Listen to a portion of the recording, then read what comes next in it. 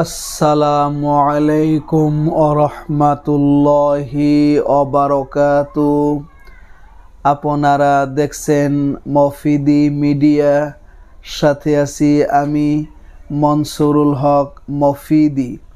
আজ আমরা সরাসরি পবিত্র কোরআন হাদিস রিসার্চ করে গবেষণা করে একটি অত্যন্ত গুরুত্বপূর্ণ বিষয় শিখব এবং জানব। সেটি হচ্ছে দূর থেকে বশীকরণ করার তদবির আমরা শিখে নিব ইনশাআল্লাহ। এই বশীকরণটি যদি আপনি করেন তাহলে ইনশাআল্লাহ ওই মেয়ে বা ওই ছেলে বা যাকে আপনি বশ করবেন সে কখনো আপনাকে বলতে পারবে না, ঠিক আছে? সে শুধু আপনার কথাই বলবে, শুধু আপনার জন্যই সে দেওয়ানা পাগলপাড়া হয়ে থাকবে, ঠিক আছে? একদম সহজ সুন্দর আমল। আপনারা একটু কষ্ট করে ধৈর্যের সাথে ভিডিওটি শিখে রাখুন ইনশাল্লাহ, ঠিক আছে? তো যদি ভিডিওটি বুঝতে কোনো রকম কোনো সমস্যা হয় অথবা বিশ্বের যে কোনো প্রান্ত থেকে সরাসরি 30 পারা কোরআনুল কারীম থেকে যে কোনো বিষয় শিখতে, জানতে, বুঝতে যদি আপনাদের প্রয়োজন হয় অথবা যে কোনো বিষয়ের কাজ করাতে, তদবির করাতে যদি আপনাদের প্রয়োজন হয় সরাসরি কোরআন থেকে কাজ করাতে, তাহলে আপনি ভাই হিসাবে কিংবা বন্ধু হিসাবে অথবা আপনার যে কোনো আপনজন হিসাবে আপনি আপনার মনের কথাটা আমাকে জানাতে পারেন ইনশাআল্লাহ। আমিও চেষ্টা করব সরাসরি কোরআনুল কারীম থেকে সুন্দর একটা তদবির করে আপনাকে সুন্দর একটা সাজেস্ট, একটা পরামর্শ দিয়ে যাতে আপনি খুব তাড়াতাড়ি ভালো ফলাফল পেয়ে যান, ঠিক আছে? তো অনেক দিনই ভাই বোনেরা বলেন যে হুজুর, একজনের সাথে আমার রিলেশন হয়েছিল, মহব্বত হয়েছিল, সে আমাকে আগে অনেক মহব্বত করতো, ভালোবাসতো, এখন ভালোবাসে না, বা আমার ওয়াইফ এখন আমাকে দেখতে পারে না, বা আমার স্বামী এখন আমাকে নিয়ে ঘর সংসার করতে চায় না, বা আমার মা বাবা আমাকে দেখতে পারে না, বা আমার অফিসের বস আমাকে দেখতে পারে না। তো এই ধরনের যত সমস্যা রয়েছে সকল বৈধ কাজে আমলটি করলে ইনশাআল্লাহ আপনি খুব তাড়াতাড়ি ভালো ফলাফল পেয়ে যাবেন, ঠিক আছে? এখন আসুন আমরা আমলটি কীভাবে করব। এটি হচ্ছে মূলত জানার বিষয়।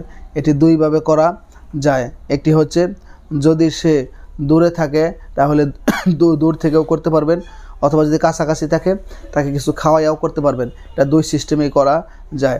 একটি হচ্ছে আপনি প্রথমে সুন্দর করে কী করবেন, অজু করবেন, অজু করে পবিত্র হবেন। অজু করে পবিত্র হওয়ার পর আপনি 3 বার করে দরুদ শরীফ পড়বেন, সাল্লাল্লাহু আলাইহি ওয়াসাল্লাম, সাল্লাল্লাহু আলাইহি ওয়াসাল্লাম, সাল্লাল্লাহু আলাইহি ওয়াসাল্লাম। 3 বার করে দরুদ শরীফ পড়ার পরে আমি একটি আয়াত কোরআনুল কারীম আপনাদেরকে আমি বলে দিচ্ছি। এই আয়াতটি আপনারা সুন্দর করে 3 বার করে কী করবেন, পাঠ করবেন। এইভাবে সুন্দর করে আয়াতটি আমার সাথে আপনারা বলেন, হুয়াল্লাযী আইয়াদাকা বিনাসরিহি ওয়া বিল মুমিনিন ওয়া আল্লাফা বাইনা কুলুবিহিম লাউ আনফাকতা মা ফিল আরদি জামিআম মা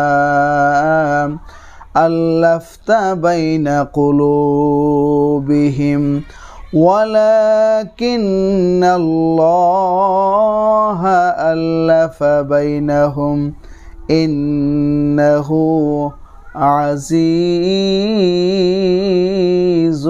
হাকীম।